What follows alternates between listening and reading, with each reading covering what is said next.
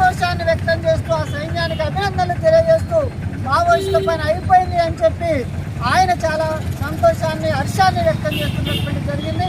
నిన్న జరిగినటువంటి హత్య ఆమె నంబాల కేశవరావు, ఆ పార్టీ ఆల్ ఇండియా కార్యదర్శి, ఇప్పటికే ఆ పార్టీ 3 సార్లు కేంద్ర ప్రభుత్వానికి లేఖలు రాసింది.